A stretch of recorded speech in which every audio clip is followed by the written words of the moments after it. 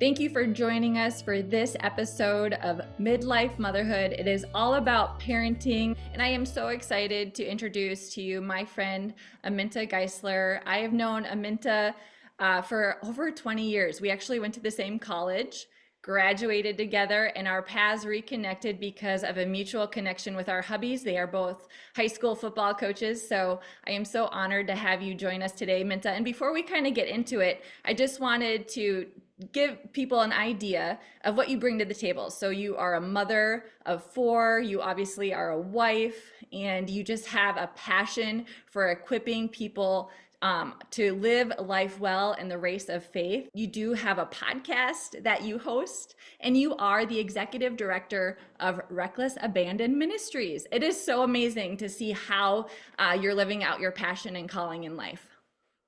Thank you, Sarah. It's an honor to be on your show. And I would say that right back to you. It's so fun to see you using your God-given abilities. And I think those who are watching would get a good chuckle if they could see college age us sitting in class with our coffee mugs, learning how to be communicators. And here we are today. So I am honored to be here. Thank you for having me. Absolutely. So just kicking it off, give me a bit of a background on where you are coming from and your family dynamics.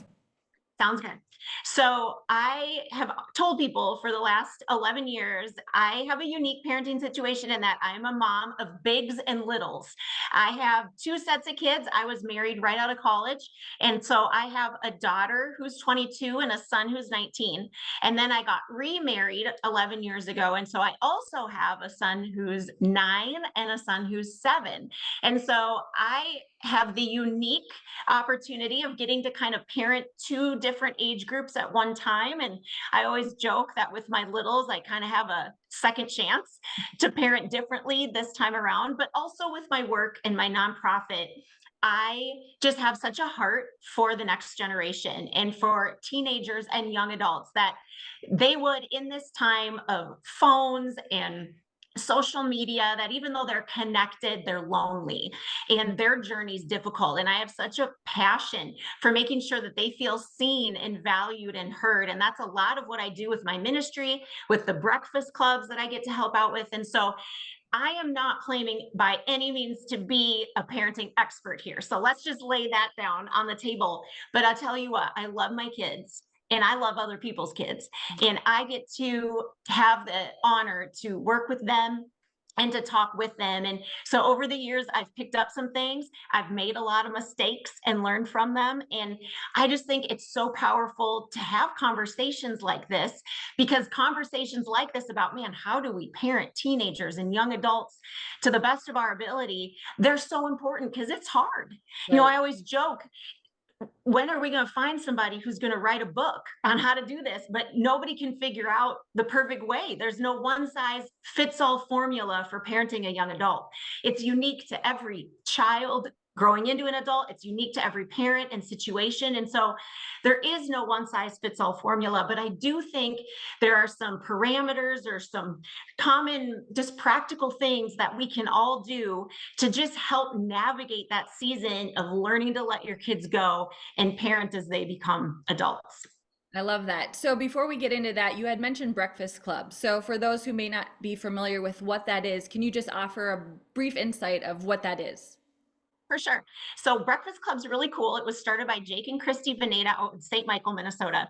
And the whole premise is that kids would feel seen and loved and valued, and that they would have a place where they could come and get fed physically, but also fed spiritually, and leave with hope that there's something good for them waiting in their future. And so students come at our school 2 times a month, and they get a giant buffet breakfast for free.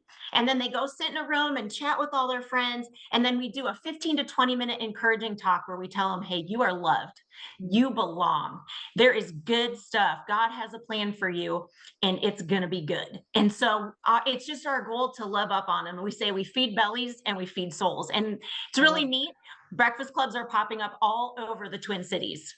It's been awesome. Amazing. Incredible. So let's shift back to some of the strategies that you found helpful throughout your parenting journey. And specifically when it comes to parenting with your spouse or your children's other parent if you're co-parenting in a situation? And how do you respond and work relationally when you don't see eye to eye on approaching a specific topic with your children on how to navigate those situations? Okay, for sure. So if it's okay with you, I'll start with that and then I'll kind of talk about what I've learned. But I think, over the years, my ex-husband and I, my older two, their dad, he and I have had some unique opportunities to learn how to work well together, even though we're not living in the same house. And one of the things we decided from the very beginning was that no matter what was going on, no matter how we felt about each other, we were going to put the kids first and we were going to make sure their needs came first. And we were able to identify a few baseline things that we could agree on. And for the last 10 years, we have met 3 to 4 times a year, and we both bring our current spouses with us. And we meet at a restaurant or a coffee shop, or we sit on one of our decks, and we take 3 or 4 hours and we talk about how's it going with the kids. Do you have any concerns? What do we need to get on the same page about? And that's because we've had some pretty serious things that we've had to parent together. And I don't know if any two people could be more different than me and my ex-husband. And so learning how to come together has been something that we have learned over time. But it really comes down to, we always start off every time by saying, look, no matter how different our values are or how we feel about what the kids should be doing or where they should be going, we agree we love them and we want what's best. We agree that a unified approach is the best way to do this. That if we can present a unified front to the kids, that's the best thing for them. And then always that our goal is to help launch them. And so when you can come back, if you can establish however you get along with your kids as parent, if you can establish kind of those 3 parameters of, we love them, we want what's best for them, and we want to help them accomplish becoming successful adults, launching them out, then it does just give us the guidelines to come back and say, okay, we can always come back to that and we can present a unified front. So I think that's been really helpful and I think that can be for, even if you're not working with your ex, if you have been lucky enough to stay married and you are trying to parent this difficult time together, to just say, okay, every time we have a parenting talk, we're going to come back to what we agree on first. It's helpful when you are sitting across from your spouse and you're like, well, I am right about how we should parent and you are wrong, right? I have that disease.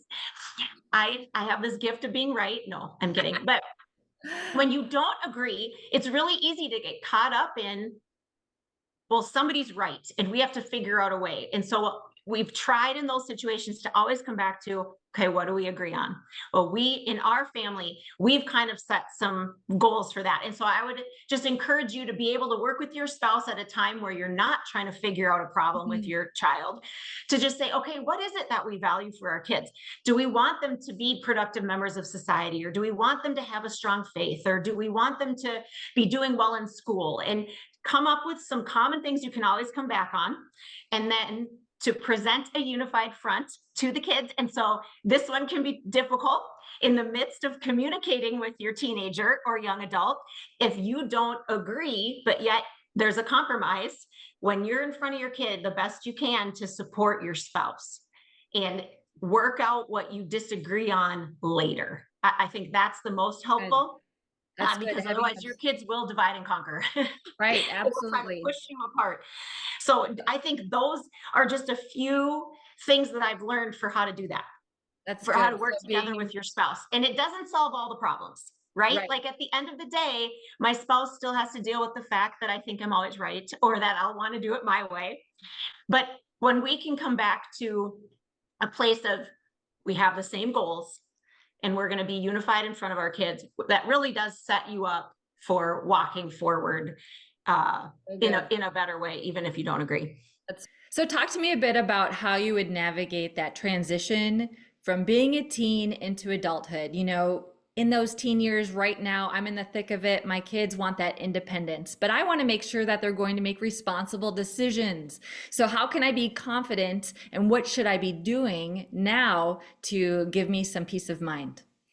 Awesome. I love this question. I think it's such a great question. I think giving over the reins of your child who is becoming an adult is something we have to start right when they become teenagers, age 13, 14. I don't think it's something where you wait till they turn 21 years old and you're like, well, you're an adult, here's your independence, and we hand it over on a plate. I think it's something where at the age of 13, you start to slowly let them make choices. So let me just give you a visual. Let's pretend we're standing on the edge of a really high 20-foot cliff. And now, which is the best way to get down? Is it to jump 20 feet and just hope you land on your feet and you're okay? Or is it to take the staircase and take one step at a time until you're at the bottom? And I view raising children and getting them, launching them into adulthood kind of like that. Take the stairs. Start to hand over responsibility. Start to let them have freedoms when they're 13 and 14 and 15, so that when it comes time to make big decisions and to let them leave the nest, or to let them have a driver's license and hand over the keys to your car, or let them go away for a weekend with their friends, family, you know, and they know how to respond because they've had opportunities. And so instead of just giving your kid his first time being alone when he's 16 and he gets his license, instead of giving him the keys and say, go, good luck, make good choices. It's like, no, when they're 13, let them walk to the store with a couple dollars and see how they do on their own. Do they make good choices? Or let them go over to their friend's house and see how do they do when they face peer pressure, because you want them to try and fail so that they get those natural consequences and they learn, hey, it goes better for me when I do the right thing. It goes better for me when I take responsibility. So it's like a step at a time, so that by the time they're 18 or they're 21 and they're launching, and you need to let go and let them go across the country, or let them go off to college, or move in with friends, drive your car away, you've had practice and they've had practice, so that everybody's ready for the next step, but they're also equipped. It's not like jumping without a safety net. And I like that analogy and the visual with the stairs, because taking the stairs isn't always easy, especially if there are a lot of them. But it's the payoff at the end, right? You've done it consistently over time and you're making sure you get there safely, right? Can I give you an example for that really Yeah. quick? Yeah, for So sure. our daughter is a dancer, and she knew she was going to be applying to go to a dance school that was on one of the coasts, right? Well, we live in the Midwest. So we knew that when she turned 18, she was going to go 2,000 miles away. And so her senior year of high school, we had her do a PSEO program at Northwestern and live on campus, so Mm. that she could learn to live away from home and make decisions about how she's going to take care of herself, what she's going to do on the weekends, all, am I going to get homework done? She could do that 20 minutes from home before we sent her 2,000 miles away Great from home. idea. Not because we didn't trust her, but we just thought, what a great way that we can let her leap, but know that if she falls, we do still have a way for a softer landing before she goes Mm. across the country. And she learned so much independence and responsibility. She made good choices and bad choices. But when she went to go to California, she didn't have to learn how to be on her own. She already knew. She was already prepared. So that was just kind of one example where that worked out for us really well. That's so great. Thanks for sharing that. And so, when it comes to decision making with your adult teens or adult children, once they've are grown and flown, maybe you're not necessarily in alignment on their decisions. How do you navigate those to where you're still encouraging them, you're a safe space for them to come and keep those open lines of communication, but you're not saying, "Yep, I 100% agree with you." This is such a great question, because you will find that no matter how intentional you've been with your children or how you've raised them, they will have their own ideas of how their life should go. And a lot of the time, it actually won't line up with what you think that they should be doing. And so my husband and I have kind of adopted this philosophy of how do we create a safe space? The first one is that we just do a lot of listening and we keep our mouth shut. Mm. We do a lot of listening and we keep our mouth shut. And the funny thing is you might have to like want to zip your lips closed because they will talk and you'll be like, "Are you thinking? What are you?" But you just and it's like a lot of listening and very little talking. And it's hard at first to make that transition, but they need to be heard. And I think then when you respond, if you aren't just vomiting out everything, but you're intentional about your response, it's heard better. And then that leads me to the second thing. When you do respond, I encourage, instead of giving advice, to just ask questions. Mm. Oh, so you want to do that? That's cool. What do you see that accomplishing? Or how do you think that will work out in the long term? Or what makes you want to make that decision? Or what do you think could be some pros and cons of what you want to do? So encourage them to process through it without you telling them that's not safe. That's not going to work out. You're not going to have enough money. It's like, oh, cool. So you want to move out with your friend. How do you see yourself paying the bills? And let them have to process it. So do a lot of listening. And this is interesting because your adult children will want to talk to you at the most inconvenient times. They will call you in the middle of the day when you need to be getting work done. They will come into your room at midnight when you just want to be sleeping. And that's one of the things we get to do as parents, is just be ready to listen whenever that opportunity comes. And then keeping our mouths shut. And when we are intentional with our responses, to ask a lot of questions.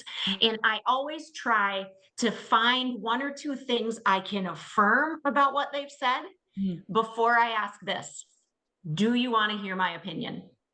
Ooh, And that's a good. shift too, because as a parent, we are to train our children what is right, what is wrong, how to be good people, right? That's what we do. We spend our time teaching them.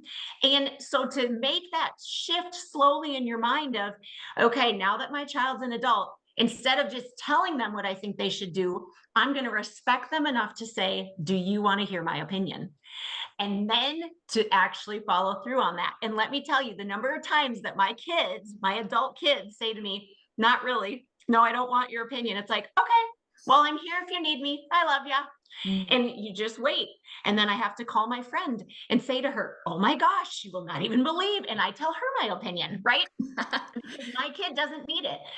But if there are some times, I will say, let's do a little caveat. If you feel like your child is in imminent danger, or they are hurting themselves, or there is something seriously wrong, it is okay to share your opinion. It is okay to interfere and intercede. But if your child is, for the most part, safe and doing well and healthy, okay, that's our time to just make sure we put the welcome mat out and leave our mouth shut. And that is the one book that I would recommend. If you Google it, it's Doing Life with Your Adult Children: How to Keep Your Mouth Shut and the Welcome Mat Out. And that book has really helped me in this area specifically, of how do I create an environment where my kid feels like he can talk to me, even if I don't agree. And I've had to work really hard on that, because I like to share my opinions.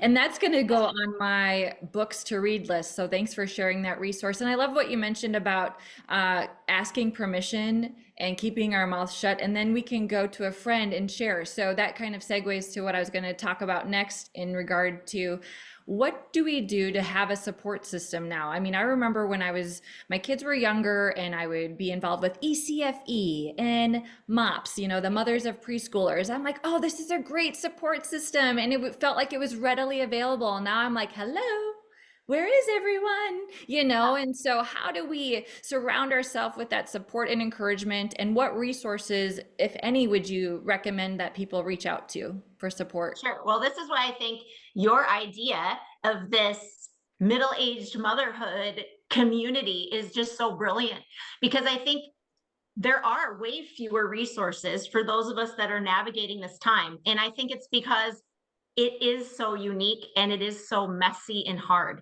And it's one thing to talk about your toddler and how do I get rid of a nookie.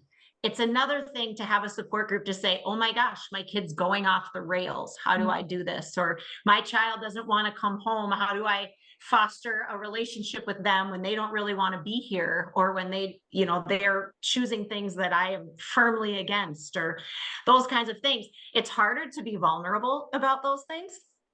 And oftentimes we maybe don't want to let people see we're a disaster right now as a family. Our dynamic's really hard. But it is so important, I think, to have at least one person, one friend that you can call and say, I don't really like my adult child right now, or I don't know how to handle this, or holy cow, my kid is being so disrespectful to me, or wow, I'm really sad. I miss my kid. I just want them to come back. I miss when they were little. But just to try to have initiate that with somebody that has the same age children as you. Take a risk and say, hey, would you want to get coffee, or do you want to go out for a glass of wine or some french fries, and let's just talk life. And then be willing to be vulnerable and say, hey, I'm finding parenting adult children really hard. How about you? The other day I was with a couple of moms, and we had met for a different reason, but then at the end of it, we started asking questions, and one mom was super intentional. She's like, boy, my college kid's home. It's been a hard transition. And it just opened the floodgates for all of us of like, oh my gosh, I know. They're so messy. They're so self-centered. They forgot how to be part of a family, and so, but it just took one person having the courage to be vulnerable. And I think also trying to find people that are like-minded in how they parent. And that can be difficult too. But for us, it's families at church, or families we know through Breakfast Club, wherever you go. Maybe you're an avid golfing family, or you go up to the lake every weekend and there's families at the lake. Wherever you are, just kind of reach out, look for women who are our age. And chances are, if they have adult children, you will have a great conversation on your hands. Because I haven't met one mom, Sarah. I haven't met a single mom with teen to adult children that says, this is easy. This is a breeze. I am sailing through this. I love it. Every single mom is like, wow, this is harder than I thought. This is not what I imagined it to be. And I feel like the power of my friends in this season is that we can help each other let go of those expectations of what we thought it was going to look like, or how we imagined our children would be when they grew up. But to let go of that, embrace what is. And, I have a friend, the one I call when it's hard with my kids, and she'll say, well, Minta, I think you're wrong here. It's like, oh, what? Or I think you should try a different approach, or have you tried this instead? And so there is something so powerful about community, which is why when you called me to tell me about your show and what you're starting, I'm like, oh my word, yes, 100 times yes. Because you're right, we have amazing resources for moms with younger kids. But I think there is a hole, there is a gap for how do we do this adult thing, because none of us actually feel like experts or think we're doing it right. And so we need to create community in this area so that we can cheer each other on and be like, no, I see you. I know you're struggling with your kid, but you're a good mom, and I am here for you. And how can I help? Because we all need that. It is really hard. Parenting adult kids is so much more difficult than I thought it would be. I thought I just had these like beautiful family Christmases in my head where everyone would come home and the fire's crackling and we're playing games and eating food and it's glorious. And the reality is that nobody in my family likes the same food, and we have bigs and littles and nobody wants to play the same games.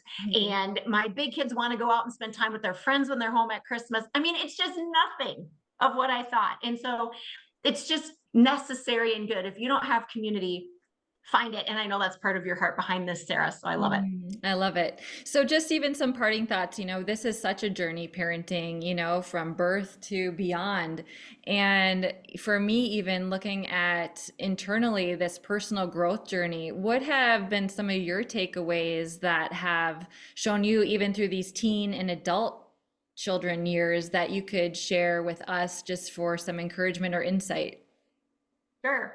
So I think parenting is one of those things, it's like a mirror, and it will magnify or reflect what's going on in your own life or in your own heart. And so, because of the inevitable tension and situations that come up, I think this age has really been good for me to just embrace this is the season for me to grow. This is the season for me to work on the things that I need to do better. And that's kind of hard to swallow sometimes. But this season has really shown me I need to work on responding differently to my kids. I am naturally an extrovert. I am not on the quiet end of the spectrum. I love to laugh. I love to share opinions. I'm a good talker, right? Both my big kids need the quiet, more introverted side of their mom. That's what they need. They don't need the mom persona that I am when I'm podcasting or on stage. They need quiet mom, and they need Minta to be more patient. That's what they need from me. I am quick. I have a quick temper. I'm quick at a lot of things, but my temper is one of them. They need me to be more patient so that it feels like they can screw up and I'm not so quick to be like, hey, what are you doing? So it has magnified, I think, the things I get to work on. But what I want to say about that is it's easy to feel discouraged, or it's easy to feel like, oh, I'm not doing this parenting thing right because it's not going very well, this adult journey or this teenage journey. It's like, oh, if I could encourage moms out there with one last thing today, it's, man, give yourself grace. This parenting season is so hard. There's no right way through it. There's no easy way through it. Sometimes it's going to be messy and ugly, but we just got to keep going. And then those opportunities that we have to say, okay, I'm going to grow. I want to do this differently. We can just embrace those and not feel bad about ourselves or like, oh, I'm failing as a mom, but to go, okay, I'm going to be thankful that today I have an opportunity to love my kid in a different way and to grow my relationship with them and change it. You know, my mom, when I turned 18 on my birthday, she said, Minta, I've been your mom for 18 years. I'm proud of the lady you've become. And so from now on, I want to be your friend too. So you can call me mom, or you can call me Letta, which was her first name. But I want to do something to signify that our relationship is changing because I acknowledge that you're an adult. And there was something so cool about that, right? And my mom and I have had bumps in the road. It hasn't been perfect, but it was just an acknowledgement. It was so good. And so I think I've tried to embrace that same philosophy of, okay, how can I adapt and change with my kids? What can I work on? What can I do differently so that I relate to them in the way that they need me to, but not out of shame or embarrassment or a failure, but out of a place of grace of like, you know what? It's okay that I don't have this down.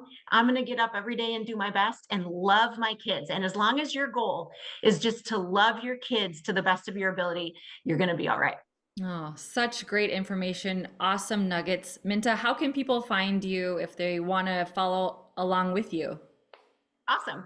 So the two easiest ways, one is my website, amintageisler.com.